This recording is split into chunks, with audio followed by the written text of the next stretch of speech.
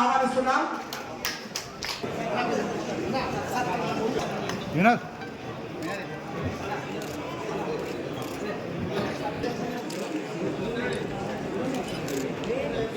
Thank you sir.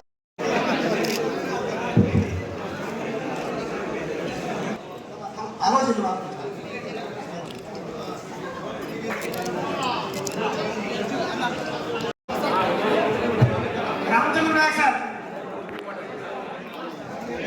BJP ప్రభుత్వంలో ఒక్కటన్నా tribals కోసం ఒక్క స్కీమ్ అయినా వచ్చిందా?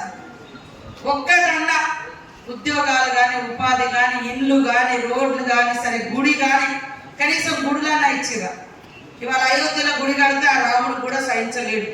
ఎందుకంటే దేవుడు గుండెల్లో ఉండాలి, భక్తి గుడిలో దేవుడు ఉండాలి, భక్తి గుండెల్లో ఉండాలి. కానీ రాజకీయ ఎజెండాగా పెడితే దేవుడు కూడా సహించాం. ఇప్పుడు రాముడు అంటే నేను మొక్కుతాం, నువ్వు మొక్కుతాం, మనం దుర్గమ్మను మొక్కుతాం, శివాలను మొక్కుతాం, సమ్మక్క సారక్కను మొక్కుతాం. ఒక్కొక్క ఊర్లో ఒక్కొక్క కులానికి ఒక్కొక్క దేవుడు.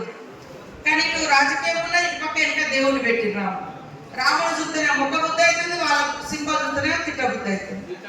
అవునా కాదు? ఇప్పుడు నా పార్టీ అందరికి ఇష్టం ఉండాలని ఏం లేదు కదా. నేను కొంతమందికి ఇష్టం ఉండొచ్చు, నా పార్టీ కొంతమందికి ఇష్టం ఉండొచ్చు. ఇది రెండు విడివిడిగా చూడాలి. ఇది రాజకీయ వేదిక కాదు. ఇందులో మేధావులు ఉన్నారు, వివిధ పార్టీలు అందరూ. ఇది కాంగ్రెస్ వేదిక కాదు, ఇది మేధావులు పెట్టినటువంటి వేదిక. కాబట్టి నా గురించి నేను గొప్పగా చెప్పుకోను, నా పార్టీ గురించి కూడా నేను గొప్పగా చెప్పాను. తటస్థంగానే మాట్లాడాలి. మనకి తటస్థ వేదిక కాబట్టి తటస్థంగానే మాట్లాడాలి. కాబట్టి సెంటిమెంట్ అనేది దేవుడు అంటే ప్రేమ ఉంటుంది. నా జెండా నా పార్టీ సింబల్ పెట్టిన అనుకో, అటు చూస్తే తిట్ట బుద్ధి అయితే, ఇటు చూస్తే మొక్క బుద్ధి అయితే, అట్లా చేసిండ్రు కొంతకాలంగా. కాబట్టి అక్షింతరించి అభివృద్ధి అన్నారు. అది కాదు. ఇవాళ నిరాశ చెందినటువంటి యువత లక్షల మంది గ్రామీణ ప్రాంతాల్లో ఉద్యోగాలు, ఉపాధి లేక మరి నిరాశ నిస్పృహలతోటి డ్రగ్స్కి అలవాటు అవుతున్నారు, గంజాయికి అలవాటు అవుతున్నారు, మళ్ళీ గుడంబకు అలవాటు అవుతున్నారు. ఇట్లాంటివన్నీ కూడా పోగొట్టాలి అంటే విద్యా వ్యవస్థను బాగు చేయాలి, ఉద్యోగ ఉపాధి అవకాశం చేయాలి. ఎక్కడ ఏ అవకాశం ఉన్నప్పుడు మా సురేష్ అన్న గారు ఖచ్చితంగా మీ సలహాలు సూచనలు తీసుకుంటాం. నేను కూడా మొన్న రాహుల్ గాంధీ గారి బర్త్డే గారు ఒక కలలు కన్న నాయకుడు. యువతకు ఖచ్చితంగా ఏదైనా ఉపాధి చూపించాలి, వాళ్ళని బాగు చేయాలి. ఆయన బర్త్డే సందర్భంగా ఒక 700 మందికి ఉద్యోగాలు ఇచ్చారు. ఇక్కడ మన తండా నుంచి మల్లపల్లి దగ్గర ఉన్నట్టు ఒక భాగ్యనగర్ తండా నుంచి ఒక అమ్మాయి BSc నర్సింగ్ చేస్తే 45,000 జీతాలకు సెలెక్ట్ 40,000 సెలెక్ట్ అయ్యారు. అట్లా చాలా మంది ప్రైవేట్ అయిపోయారు. నేను ప్రైవేట్ ఉద్యోగాలు పర్మనెంట్ అనట్లేదు, కానీ ఉద్యోగ ఉపాధి వాళ్ళకి ఏదో పని గవర్నమెంట్ ఉద్యోగాలు దొరికే కనుక ఖాళీగా కూర్చోకుండా ఏదో ఒక పని చేసుకుంటూ గవర్నమెంట్ ఉద్యోగాల కోసమే వేస్ట్ ఇళ్ళలో కూర్చోకుండా ఏదో ఒక పని చేసుకుంటూ లైవ్ లో ఉంటారు. వాళ్ళు యాక్టివ్ ఉన్నారనుకో, వాళ్ళకి పేపర్ కమ్యూనికేషన్ ఉంటుంది, టీవీలో ఉంటుంది, సిటీలో ఉంటే తెలుసు. ఇప్పుడు ఎక్కడో అడవులలో ఉంటుంది, లేదు తండాలు ఎక్కడో మార్పులు, వాళ్ళకి పేపర్ ఉండదు, లేకుంటే టీవీ చూడదు, లేకుంటే అసలు నోటిఫికేషన్ ఏమొస్తుందో తెలియదు, జనరల్ నాలెడ్జ్ ఉంటుంది, ఎగ్జామ్ పోతే ఏ ప్రాయంలో తెలియదు, ఇవన్నీ ఉంటాయి.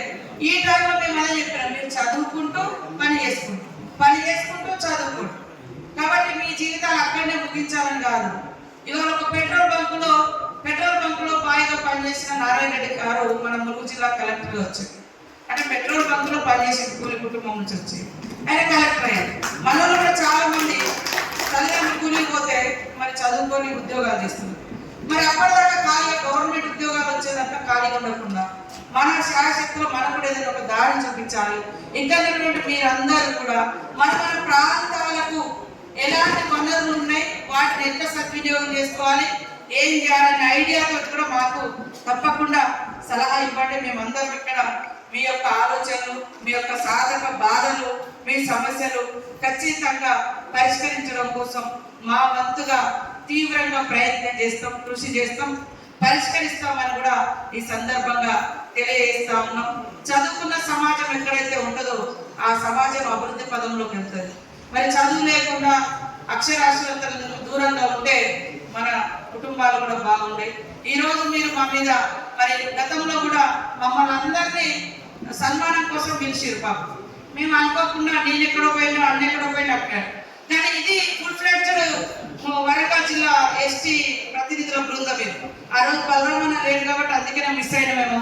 ఈ రోజు అందరం అంటే ఆ రోజు ఆయన ఎన్నిక కాలే, పాప ఉద్యోగులందరూ ఇక్కడ పెట్టి వరంగల్లో పెట్టి మమ్మల్ని పరామర్శించమంటే కూడా మమ్మల్ని కూడా అక్కడికి రాని అనేటువంటి పరిస్థితి. అందుకోసం ఇప్పుడు అట్లా కాదు, ఖచ్చితంగా ఉద్యోగ ఉపాధి అవకాశాలు కల్పించాలని అక్కడ రాహుల్ గాంధీ గారి సంకల్పం, ఇక్కడ రేవంత్ రెడ్డి గారి యొక్క సంకల్పం. ఇప్పుడున్నటువంటి పరిస్థితులలో మరి ఒక్కొక్కటి అమలు చేస్తూ ఉన్నారు. తప్పకుండా ఇచ్చిన మాట ప్రకారం ఉద్యోగాలు కానీ, ఉపాధి కానీ, గ్యారంటీ స్కీమ్స్ కానీ, మన ఎస్టీల రిజర్వేషన్స్ కానీ, అదేవిధంగా మన కార్పొరేషన్స్ కూడా గతంలో పంచాయతీలు పెట్టి మరి ఒక్క పని కూడా జరగాలి. ఇంతసేపు మనం పంచాయతీ పెట్టుకుంటున్నాం, ఒక్కరైనా ఉద్యోగాల కోసం కొట్లాడలేకపోయినాం. మన మీద మనం రాలేసుకునే పరిస్థితుల్లో జరిగింది.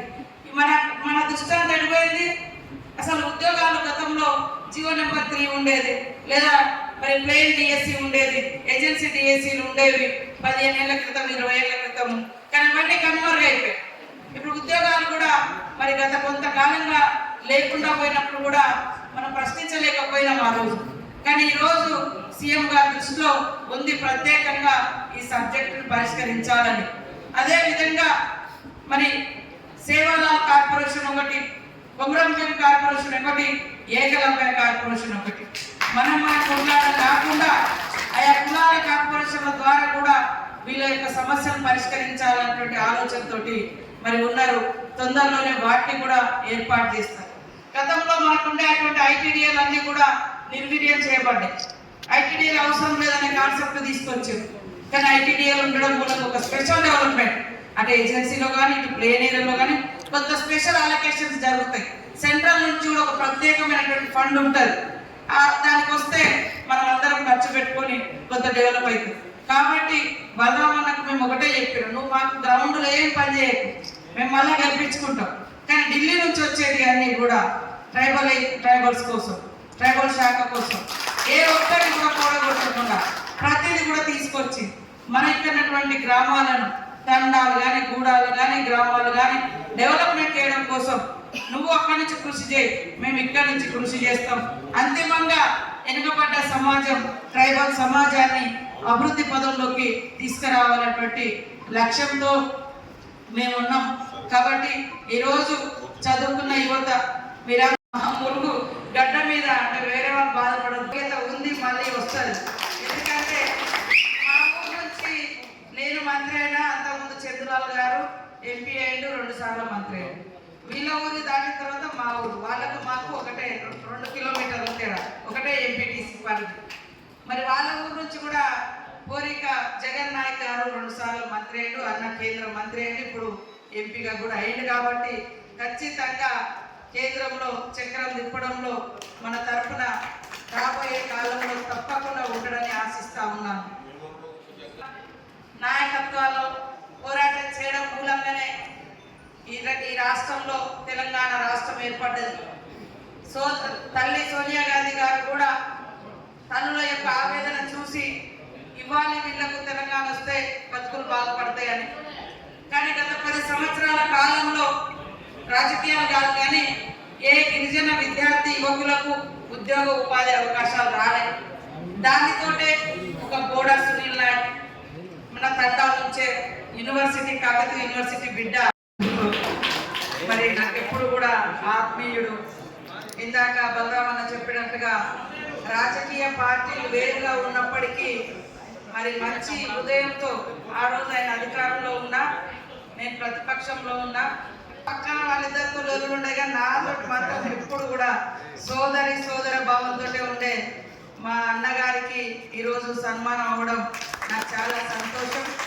ఈ కార్యక్రమాన్ని ఏర్పాటు చేసినటువంటి మరి యూనివర్సిటీ జేఏసీ తరఫున జేఏసీ సోదరులకు, సభాధ్యక్షుడు వినోద్ గారి వర్గాల అభిమానులు, మా అందరి అభిమానులు ఇక్కడ ఉన్నారు. బలరామన్న అభిమానులు కూడా ప్రత్యేకంగా ఉన్నారు. పత్రికా మీడియా సోదరులు, వారందరికీ కూడా పేరు పేరున హృదయపూర్వక నమస్కారాలు, ధన్యవాదాలు తెలియజేస్తా ఉన్నాను. చాలా మంది చాలా రకాలుగా కుట్రలు చేసి ఓడియాలని, కానీ అది అసాధ్యము. ఎట్టి పరిస్థితులలో ఈసారి బలరామన్నను ఎంపీగా చేయాలి, రాహుల్ గాంధీ గారి క్యాబినెట్ లో మినిస్టర్ గా చూడాలని కలలు కన్న దాంట్లో నేను నెంబర్ 1. ఎందుకంటే కష్టపడ్డ కుటుంబం నుంచి వచ్చిండు. ఆయన కూడా ఎస్సీ ఎస్టీ బీసీ మైనార్టీ బడుగు బలహీన వర్గాలంటే చాలా అభిమానం.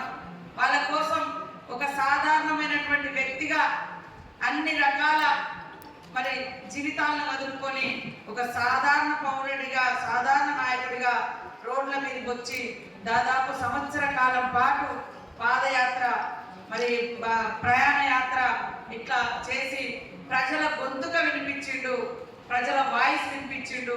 కాబట్టి ఆ క్యాబినెట్ లో ఖచ్చితంగా మరి బలరామన్న కూడా ఉంటే మనలాంటి వెనుకబడ్డ వర్గాల యొక్క ఎస్సీ ఎస్టీ బంజారా ఆదివాసీ బహుజన దళితులు ఇలాంటి వర్గాల యొక్క సమస్యల పరిష్కారానికి ఖచ్చితంగా జీవోలు చట్టాలు అఫీషియల్ గా కూడా వస్తాయని ఆశించినాం. కానీ దురదృష్టవశాత్తు రాలేకపోయింది. నమస్కారాలు, ధన్యవాదాలు చేస్తూ జై భీమ్, జై సేవలం, జై కొమరగుండు. ఇంకా నిగమనాయ గారు రమేష్ నాయక్ గారు ఉన్నారు.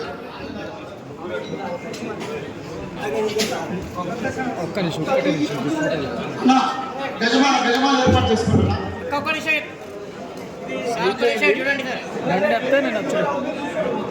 దయచేసి అందరికి అవకాశం వస్తుందండి. సార్ మద్దతు ఒక్క నిమిషం సార్, ఒక్క నిమిషం.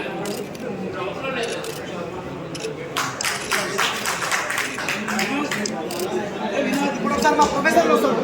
దయచేసి అక్కడే ఉండండి నా ప్లీజ్. ఇంకా మేడం అసలైన తొలి వెలుగు. ఫాలో వాట్సాప్ @తొలి వెలుగు official.